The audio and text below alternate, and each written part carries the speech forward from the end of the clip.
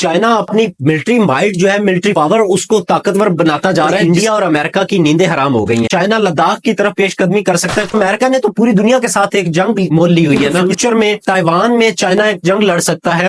China ने 7% अपना military budget बढ़ाया है, जिसके बाद इंडिया और अमेरिका की नींदें हराम हो गई हैं। इंडिया की नींदें हराम होना समझ आता है क्योंकि 1962 की जंग के बाद इंडिया चाइना से तकरीबन डरा हुआ है। जो चाइना है उसकी आर्मी बहुत ज्यादा स्ट्रांग है, और जब उन्होंने ये 7% अपना मिलिट्री बजट बढ़ाया, जिसके बाद चाइना की मिलिट्री और स्ट्रांग हो गई है। इंडिया का डर समझ आता है क्योंकि 1962 की वॉर के बाद इंडिया तकरीबन चाइना से खौफ खाता है कि चाइना लद्दाख की तरफ पेशकदमी कर सकता है। कुछ अर्सा पहले भी लद्दाख में चाइनीज और जो इंडियन आर्मी है उनके क्लैशेस होते रहे हैं, तो उनका इशू समझ आता है। पर अमेरिका इससे क्यों डरा हुआ है? अमेरिका को इशू ये है कि चाइना अपनी मिलिट्री माइट जो है, मिलिट्री पावर, उसको ताकतवर बनाता जा रहा है, जिसके बाद अमेरिका को मुस्तकबिल में मसाइल का सामना करना पड़ सकता है। इंडियन आर्मी चाइनीज आर्मी से बहुत ज्यादा वीक है, पर अगर हम अमेरिका और चाइना की आर्मी का मुआवजा करें तो अमेरिका की मिलिट्री जो है वो बहुत बड़ी है। अमेरिकन मिलिट्री का बजट चाइनीज मिलिट्री से तकरीबन 5 गुना ज्यादा है। तो अमेरिका को तो नहीं डरना चाहिए, मगर हकीकत तो ये है कि जो अमेरिकन मिलिट्री है वो तकरीबन उसका बजट 800 डिफरेंट बेसिस के ऊपर इन्वेस्ट किया जाता है अपने मुल्क के अलावा। और ये जो मिलिट्री बेसिस है ये पूरी दुनिया में फैली हुई है। ज्यादातर इनकी जो कंसंट्रेशन है, ज्यादातर इनकी तादाद ताइवान और चाइना के इर्द गिर्द है। बाकी भी पूरी दुनिया में फैली हुई है, जैसा कि साउथ कोरिया में, नॉर्थ कोरिया का भी एक इशू है अमेरिका को। तो अमेरिका ने तो पूरी दुनिया के साथ एक जंग मोल ली हुई है ना। इस वजह से अमेरिका का 5 गुना मिलिट्री